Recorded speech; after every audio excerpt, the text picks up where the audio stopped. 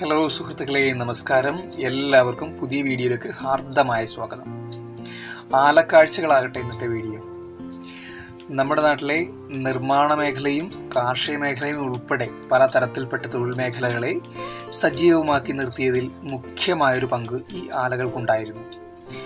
നാട്ടിൻപുറങ്ങളിലെ പ്രധാന കവലകളിൽ ഒതുങ്ങിയ ഇടങ്ങളായിരുന്നുവെങ്കിലും ജനശ്രദ്ധ കിട്ടുന്ന തരത്തിലുള്ള ആലപ്പുഴകൾ പ്രവർത്തിച്ചിരുന്നു.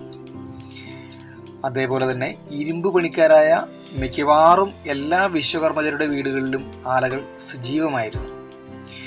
ഉരുക്കിനെ ഉലയിൽ വെച്ച് പഴുപ്പിച്ച് ഓരോ പണിയായുധത്തിനും വേണ്ടുന്ന കടുപ്പത്തിലേക്ക് അടിച്ച് പരുവപ്പെടുത്തിയെടുക്കുന്ന വളരെയധികം ശ്രമവും ശ്രദ്ധയും വേണ്ടുന്ന പണികൾ ജന്മസിദ്ധമായ കരവിരുതിനാൽ നിർവഹിക്കപ്പെട്ടിരുന്നു. ഞാൻ ഈ വീഡിയോ വളരെ യാദൃച്ഛികമായിട്ട് എടുക്കാനിട വന്നതാണ്. ഫ്ലാറ്റ് ബിറ്റുകൾ ഒന്ന് കടുപ്പപ്പെടുത്തി എടുക്കാനായി ഗോപിച്ചേട്ടൻ്റെ അടുക്കലെത്തിയപ്പോൾ ചുമ്മാ പകർത്തിയ വിഷ്വൽസാണ് നിങ്ങളിപ്പോൾ കണ്ടുകൊണ്ടിരിക്കുന്നത്.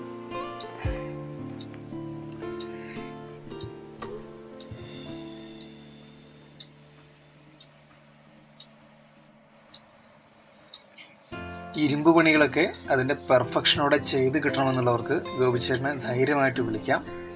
ഞാൻ ഗോപിച്ചേട്ടൻ്റെ നമ്പർ ഡിസ്ക്രിപ്ഷനിൽ ഇട്ടിട്ടുണ്ട്. വെങ്ങാല പഞ്ചായത്തിലെ പെരുമാനിയാണ് സ്ഥലം. നമ്മൾ ഇത്രയും പറഞ്ഞപ്പോഴേക്കും ബിറ്റുകളുടെ പണികളൊക്കെ ഇങ്ങനെ ഉഷാറായിട്ട് പൂർത്തിയാക്കിക്കൊണ്ടിരിപ്പുണ്ട് ആള്. നമ്മൾ ഈ വീഡിയോ എടുക്കുന്ന ആള് മൈൻഡാക്കുന്നത് പോലുമില്ല. ആൾക്കതൊന്നും പ്രശ്നമൊന്നുമില്ല. ആളുടെ പ്രവൃത്തിയിൽ പൂർണ്ണമായിട്ട് ശ്രദ്ധ കൊടുത്തുകൊണ്ടാണ് ആൾ ചെയ്തുകൊണ്ടിരിക്കുന്നത്.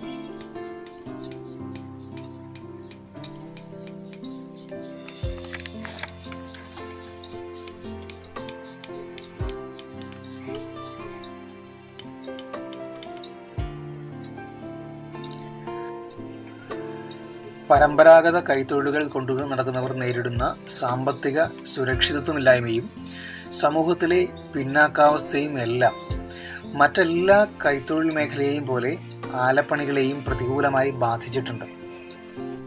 മുൻകാലങ്ങളിലൊക്കെ എണ്ണം കൊണ്ട് ആലകൾ ഒരുപാട് മുമ്പിലായിരുന്നെങ്കിൽ ഇന്ന് അതിൻ്റെ നമ്പർ വളരെ കുറഞ്ഞിരിക്കുന്നു. അതുപോലെ ഈ തൊഴിൽ പിൻപറ്റി ജീവിക്കുന്നവരുടെ എണ്ണം തുലവും തുച്ഛമാണെന്ന് തന്നെ പറയേണ്ടി വരും.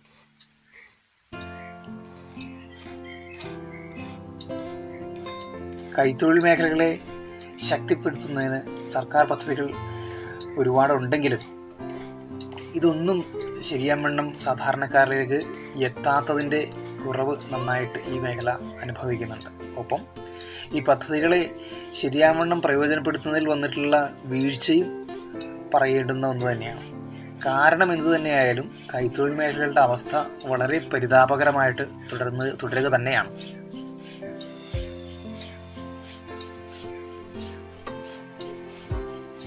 പരമ്പരാഗത കൈത്തൊഴിൽ മേഖലകളെ മെക്കനൈസ്ഡ് സെക്ടറിലേക്ക് ഉയർത്താനായിട്ടുള്ള സാമ്പത്തിക പ്രാപ്തി ഈ തൊഴിൽ കൊണ്ടു നടക്കുന്നവർക്ക് ഇല്ലാത്തത് ഒരു പ്രധാന പ്രശ്നമായിട്ട് തന്നെ അവശേഷിക്കുന്നുണ്ട്.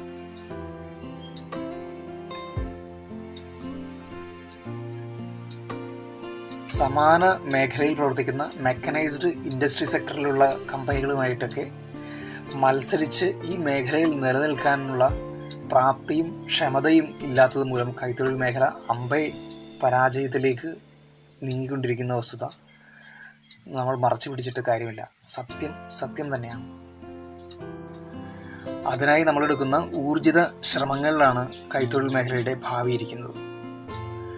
എല്ലാവർക്കും വീഡിയോ ഇഷ്ടപ്പെട്ടു എന്ന് കരുതുന്നു.